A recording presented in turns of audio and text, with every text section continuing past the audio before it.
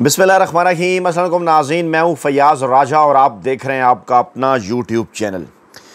पिछे मुड़वे ढोला तेरी लोड़ पै गई। जी हाँ, वो तमाम तर नाम नहाद वड्डे एंकर, वेले कालम निगार और मुलाजम साफ़ी और उसके साथ साथ पाकिस्तान का रवायती सियासी माफिया जो पाकिस्तान की अंदरूनी सियासत से इमरान खान साहब को माइनस करना चाहता था, इस वक्त परेशान है, बेचैन है, क्योंकि पाकिस्तान की अंदरूनी सियासत तो क्या, इस वक्त दुनिया भर की बैरूनी सियासत में इमरान खान साहब की एक बार फिर हुई है दबंग एंट्री। गोया कि पूरी मुस्लिम दुनिया को, पूरी बैनुल-अक़वामी बरादरी को एक बार फिर इमरान खान साहब की याद आ गई, इमरान खान साहब की लीडरशिप की याद आ गई, एक ऐसे माहौल के अंदर कि जब ईरान की जानिब से बड़ा सरप्राइज सामने आया है। इसराइल के जदीद तरीन दिफाई निज़ाम को फेल कर दिया गया है, ईरान में जश्न का समा है और पाकिस्तान के आर्मी चीफ फील्ड मार्शल जो है वो आसिम मुनीर साहब का दौरा अमरीका, जिस पर मुख्तलिफ सवालात पाकिस्तानी मीडिया,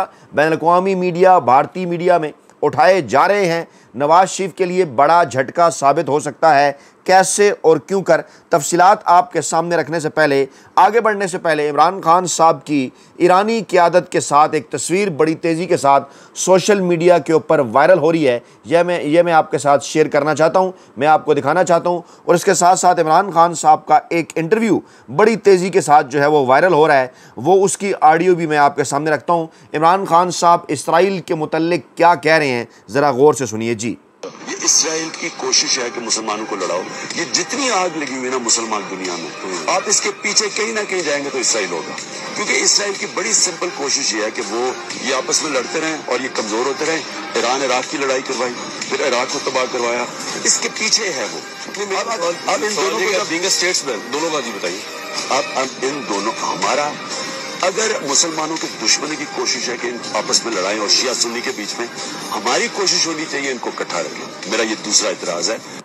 जी हाँ, ये है एक विजनरी लीडर, उम्मत मुसलमान का लीडर, जो कि पूरी मुस्लिम दुनिया के अंदर सुन्नी शिया इत्तेहाद की बात कर रहा है और बता रहा है, वाज़े कर रहा है कि जहाँ भी दुनिया में आग लगेगी उसके पीछे इसराइल होगा। और दूसरी जानिब वो क़यादत के जिसके कारनामे अपनी गुज़श्ता वीडियो में मैं आपके सामने रख चुका कि किस तरह से इसराइल से खुफिया टेक्नोलॉजी हासिल करके नवाज शरीफ माफिया की जानिब से पाकिस्तान के जजों, जर्नैलों की ऑडियोज़ रिकॉर्ड की जाती रहीं और फिर किस तरह से उन्हें जो है इस्तेमाल किया जाता रहा। इसकी तफसीलात आहिस्ता आहिस्ता पाकिस्तानी सियासत के अंदर सामने आती जा रही हैं। और एक ऐसे माहौल के अंदर कि जब उम्मत मुसलमान के किसी एक लीडर की जानिब से एक बड़ा और वाज़ेह पैगाम आना चाहिए था मुस्लिम उम्मा के इत्तेहाद के हवाले से, वो पैगाम पाकिस्तान के अंदर और तो किसी की जानिब से नहीं आया, इस नाम नहाद चुंतखब हुकूमत की जानिब से नहीं आया। लेकिन सोशल मीडिया इस वक्त इमरान खान साहब का ये बयान, इमरान खान साहब का ये इंटरव्यू, उनका ये क्लिप बड़ी तेज़ी के साथ वायरल कर रहा है। पूरी दुनिया के अंदर इसको देखा और सराहा जा रहा है, इसकी ट्रांसलेशन की जा रही है मुख्तलिफ ज़बानों के अंदर कि इमरान खान साहब ने इसराइल के हवाले से क्या बात की थी। इस पर आगे चलकर भी रोशनी डालते हैं। जो ताज़ा तरीन इत्तलात हैं वो जनाब, ईरान ने इसराइल पर कामयाब हमला करके इसराइल के जदीद तरीन मल्टी लेयर दिफाई निज़ाम को फेल कर दिया है, जिसके बाद दुनिया भर में इसराइली निज़ाम की नाकामी मौजूए बहस बन गई है। ईरान ने इसराइली जहरियत का जवाब देते हुए 13 और 14 जून की दरमियानी शब को इसराइल के मुतअद्दिद मकामात को निशाना बनाकर दुनिया को एक बड़ा सरप्राइज़ दिया और जदीद तरीन मल्टी लेयर दिफाई निज़ाम को फेल किया, जिसके बाद दुनिया इस वक्त बात कर रही है इसराइली निज़ाम की नाकामी पर। इसराइली हुकूमत ने तस्लीम किया है कि ईरान के मिज़ाइलों ने तल अबीब समेत दीगर मकामात को निशाना बनाया, जिससे कम से कम 5 अफराद हलाक और 80 ज़ख्मी हो गए। इसराइल की जानिब से तल अबीब समेत दीगर अहम तरीन मकामात पर जदीद तरीन दिफाई निज़ाम आयरन डोम जिसे कहा जाता है उसके समेत दीगर दिफाई निज़ाम नस्ब किए गए थे, लेकिन ईरानी मिज़ाइल इन निज़ामों को तोड़ने में कामयाब हो गए। अमरीकी अखबार न्यूयॉर्क टाइम्स के मुताबिक इसराइल ने अपने एयर डिफेंस सिस्टम पर अरबों डॉलर की रकम खर्च की, जिन्हें वो गुज़श्ता 1 साल से टेस्ट भी कर रहा है, लेकिन ईरान के मिज़ाइल इसराइली डिफेंस सिस्टम को तोड़कर तेल अवीव में दाखिल हुए। ईरानी मिसाइलों का इसराइली डिफेंस सिस्टम को अबूर करके हदफ को निशाना बनाना इस वक्त पूरी दुनिया के अंदर मौजूए बहस बना हुआ है और दिफाई तजिया निगार ईरानी सरप्राइज पर हैरानी का इजहार करते हुए दिखाई दे रहे हैं। न्यूयॉर्क टाइम ये कह रहा है कि इसराइल ने अपनी हिफाजत के लिए 4 मुख्तलिफ जदीद तरीन एयर डिफेंस जो हैं वो मुतरक कर रखे हैं, जिनके मुख्तलिफ काम हैं और मुख्तलिफ दफाई निज़ाम, ये जो दफाई निज़ाम है बड़ी रेंज से लेकर छोटी रेंज तक और ज़मीन से ज़मीन तक मार करने वाले मिसाइलों समेत दीगर रॉकेटों ड्रोन्स को रोकने की सलाहियत रखते हैं। लेकिन 13 और 14 जून की दरमियानी शब ईरानी मिसाइलों ने इन सिस्टम्स को क्रॉस करके पूरी दुनिया को हैरान कर दिया है। आयरन डूम पहला डिफेंस सिस्टम है, इसराइल का मशहूर और जदीद तरीन है जनाब, और कहा यह जाता है कि यह निज़ाम दुश्मन के रॉकेटों को रोकने के लिए खुदकार तरीके से ऐसे रॉकेट फायर करता है जो दुश्मन के रॉकेट को रास्ते में तबाह कर देते हैं, लेकिन इसको अबूर कर दिया ईरान के जो है वो सिस्टम ने। दूसरा है जनाब डेविड स्लिंग कहा जाता है इसे। यह निज़ाम एक साकन हथियार की तरह है जो मुख्तसर और दरमियानी फासले तक मार करने वाले बैलिस्टिक और क्रूज़ मिसाइलों को गिरा सकता है। इसकी रेंज तकरीबन 185 मील बताई गई। यह भी हिट टू किल करता है और अहदाफ में घुसकर तबाह करता है, लेकिन इसको भी अबूर कर लिया ईरान के दफाई निज़ाम ने। फिर एरो 2 और एरो 3 ये निज़ाम ज़मीनी बुनियाद पर मोबाइल लॉन्चर्स हैं, धमाका खेज़ मवाद से भरे होते हैं। इसकी रेंज 1500 मील तक है। जदीद तरीन दफाई निज़ाम है, ये इसको अबूर किया। फिर आयरन बीम कहा जाता है कि आला ताकत वाला ये laser rocket drones anti tank मिसाइलों को रोकने के लिए तैयार किया गया। 2023 में इसको इंस्टॉल किया गया, लेकिन इसके बावजूद ईरान ने इसको भी जनाब मुकम्मल तौर पर नाकारा कर दिया। और न्यूयॉर्क टाइम ये कह रहा है कि ईरान का जो कौन सा हथियार है वो ख़तरनाक तरीन है, मौलिक तरीन है, वो जनाब उसके भारी बैलिस्टिक मिसाइल हैं ईरान की तरफ से जो फायर किए गए, जिनकी आवाज़ की रफ्तार जो आवाज़ की रफ्तार से कई गुना ज़्यादा तेज़ी के साथ खिला के किनारे पर परवाज़ करते हैं और ईरान और इसराइल के दरमियान तकरीबन 1000 मील का फासला सिर्फ चंद मिनटों में तय कर सकते हैं। और न्यूयॉर्क टाइम्स के मुताबिक एरो 3 जैसे एंटी मिसाइल सिस्टम जिनके पास महंगे इंटरसेप्टर्स का महदूद ज़ख़ीरा होता है, हमेशा अपने बैलिस्टिक मिसाइल अहदाफ को निशाना नहीं बना पाते, इसलिए ईरान बड़े बैलिस्टिक मिसाइलों से अपने नताइज जो है वो हासिल कर सकता है। इस वक्त शोर है इस बात के ऊपर, पूरी दुनिया हैरान है और इसराइल पर कामयाब हमलों के बाद इस वक्त ईरान में जश्न का समा है। ईरानी अवाम जश्न मनाने सड़कों पर निकल आए हैं। ईरान ने जवाबी कार्रवाई की है। वादा सादिक 3 और ऑपरेशन के तहत जनाब 13 और 14 जून की दरमियानी शब जो मुख्तलिफ मिसाइल हमले उन्होंने किए, उसने जनाब तहबाला कर दिया इसराइल के सारे सिस्टम को। इससे पहले जनाब इसराइल ने जारियत करते हुए ईरान पर हमला किया था और 4 आला फ़ौजी अहदेदार और 6 साइंसदान उनके शहीद किए थे। लेकिन ये जो जवाबी हमला ईरान की जानिब से अपने दिफा में किया गया, इसके बाद ईरानी अवाम ने वतन और फ़ौज की हमायत में नारे लगाए, सेहूनी रियासत के ख़िलाफ़ जंग जारी रखने के अज़म का इरादा किया। ईरानी अवाम की जानिब से इसराइल पर हमलों के बाद जश्न मनाने की जो वीडियोज़ हैं वो वायरल हो गई और दुनिया भर के अवाम उनके साथ इस वक्त इज़हार यकजहती कर रहे हैं। और इसराइल पर ईरानी हमलों के बाद खुसूसी तौर पर मशरक़ वस्ता के मुतअद्दिद ममालिक के अफराद ने भी जश्न मनाया, अवाम सड़कों पर निकल आए और साथ ही सोशल मीडिया पर भी अरब ममालिक के अवाम ईरानियों के साथ इज़हार यकजहती करते हुए नजर आ रहे हैं। ये एक इंतहाई अहम तरीन और बहुत बड़ी डेवलपमेंट है। अब मैं आपको पाकिस्तान के अंदर मौजूद चुंतखब हुकूमत की मुनाफिकाना पॉलिसी बताता हूँ। मुकम्मल तौर पर खामोशी थी, बिल्कुल उसी तरह से जिस तरह से भारत ने जब पाकिस्तान पर हमला किया तो मुकम्मल तौर पर खामोशी थी। नवाज शरीफ नून लीग के कैंप के अंदर 29-30 अप्रैल को इमरान खान साहब का बयान जब सामने आया, उनके ट्विटर अकाउंट से जब भारत को ललकारा गया, पाकिस्तानी अवाम को कहा गया कि वो पाकिस्तान और पाकिस्तानी इदारों के साथ भारत और मोदी के ख़िलाफ़ डट कर खड़े हो जाएँ, तो उसके बाद फिर दीगर सियासतदानों को भी होश आया, उन्होंने भी फिर अपने नंबर बनाए। नवाज शरीफ का भी एक ढीला डाला बयान आ गया, लेकिन इसके बावजूद मजम्मत नहीं की गई। इज़हार यकजहती, इज़हार अफसोस उन कीमती जानों के हवाले से पाकिस्तान के उन शहरियों के साथ नहीं किया गया जिनकी शहादतें हुई, जिनके रिश्तेदारों की, दोस्तों की, अहले खाना की शहादतें हुई। यहाँ पर नवाज शरीफ का बयान तो फौरी सामने आया, लेकिन उस बयान के अंदर कहा गया कि इसराइल ने बड़ी ज़्यादती की, खुलकर पाकिस्तान ने ईरान के साथ खड़ा होने का ऐलान उस वक्त नहीं किया। लेकिन अब जब ईरान की जानिब से ये जवाबी हमला किया गया, जब पूरी दुनिया के अंदर और पाकिस्तान के अंदर भी अवाम इसको सेलिब्रेट कर रहे थे,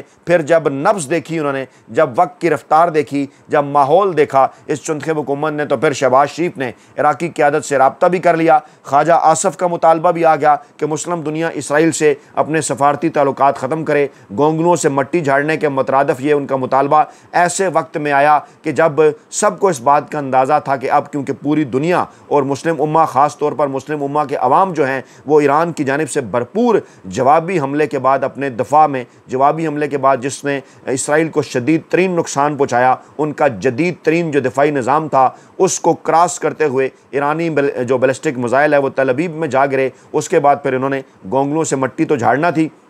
उसके बाद फिर इनके इस किस्म के बयानात सामने आना शुरू हो गए कि ईरान जनाब हक पर है और हमें ईरान का जो है वो खुलकर साथ देना चाहिए।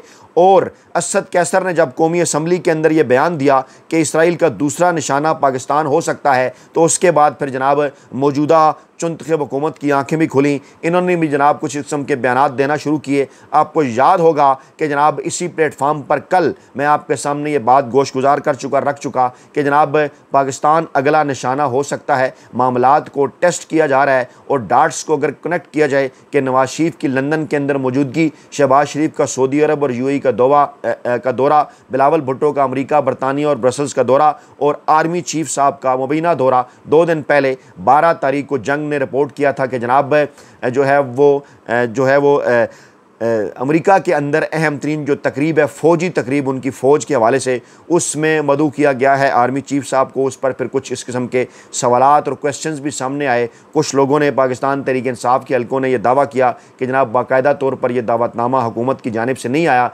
लेकिन बहरहाल कहा यह जा रहा है कि यह दौरा जिसे जो मौजूदा चुनखेब हुकूमत है वो अपनी कामयाबी के तौर पर पेश करने की कोशिश कर रही है, मुमकिना तौर पर यह जो दौरा है नवाज शरीफ के लिए और शरीफ माफिया के लिए बहुत बड़ा झटका साबित हो सकता है। कहा यह जा रहा है कि अमरीकी कांग्रेसमैन और अमरीकी इंतज़ामिया की जानिब से पहले भी पाकिस्तानी इस्टेब्लिशमेंट पर यह बात वाज़े की जा चुकी, आइंदा भी पाकिस्तानी इस्टेब्लिशमेंट के ऊपर यह बात वाज़े करने के इम्कानात मौजूद हैं इस मुबैना मुमकिना दौरे के अंदर, जो कि 14 जून से शुरू होने जा रहा है कि जनाब नवाज शरीफ पर और जरदारी माफिया पर मुश्तमिल पाकिस्तान के अंदर जो चुनखेब हुकूमत है, इससे किसी सूरत पाकिस्तानी अवाम की हमायत हासिल नहीं है। इसके पास किसी किस्म का कोई वोट और अवामी मैंडेट नहीं है। शहबाज शरीफ की क़यादत में जो हुकूमत आपने पाकिस्तान में कायम की, उनके पास तो जनाब कुल मिलाकर गिनती की नून लीग की 17 और पाकिस्तान पीपल्स पार्टी की 20-25 नशस्तें मिलाकर, इत्तेहादियों की नशस्तें मिलाकर 200 जो है वो 66 के ऐवान में कोई 50 के करीब नशस्तें भी नहीं बनती।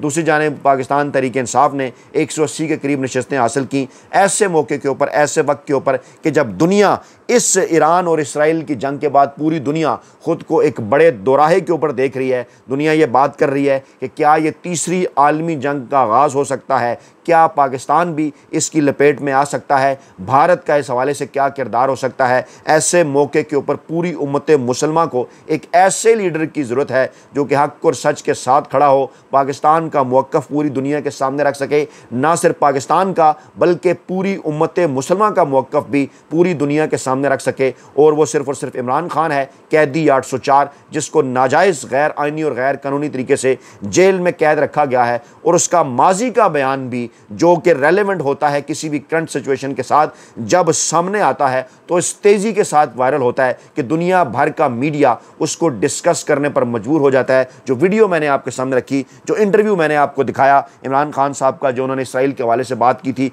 बड़ी तेज़ी के साथ ये टुकड़ा, ये पीस, ये क्लिप इमरान खान साहब के इंटरव्यू का वायरल हुआ। देखते ही देखते छा गया, सोशल मीडिया में इस पर बात हो रही है। और अब बैनुल-अक़वामी बरादरी और मुस्लिम उम्मा एक बार फिर इमरान खान साहब को याद कर रही है। जिक्र किया जा रहा है कैदी नंबर 804 का कि इस माहौल के अंदर, पाकिस्तान के अंदर इस किस्म की दिलेराना क़यादत का मौजूद होना, जिनका हक भी है इस वक्त पाकिस्तान के अंदर इक़्तिदार, किस कदर ज़रूरी था। और यही पैगाम जब अमरीका के अंदर अमरीकी इंतज़ामिया, वहाँ की आवाम और वहाँ ओवरसीज़ पाकिस्तानियों की जानिब से पाकिस्तानी इस्टेब्लिशमेंट तक पहुँचेगा तो यकीनन नवाज शरीफ, शरीफ माफिया, जरदारी माफिया के लिए बड़ी मुश्किलात का जो है वो बायस हो सकता है। असद कैसर ने यही बात की कौमी असम्बली के अंदर के जनाब भारत ने जब पाकिस्तान पर हमला किया, इसराइली ड्रोन इस्तेमाल किए, अब भी इसराइल का दूसरा निशाना पाकिस्तान हो सकता है। हम ईरान के साथ हैं, हमारा अखलाकी फ़र्ज़ है डट के हम खड़े हो जाएं। उन्होंने कहा कि भारत तनाज़ा में आपका लीडर नवाज शरीफ कहाँ था, कोई मजम्मत नहीं आई। मरियम नवाज़ और हमज़ा को आपने लीडर बनाया, आप जुनैद सफदर को बनाने की तैयारी कर रहे हैं,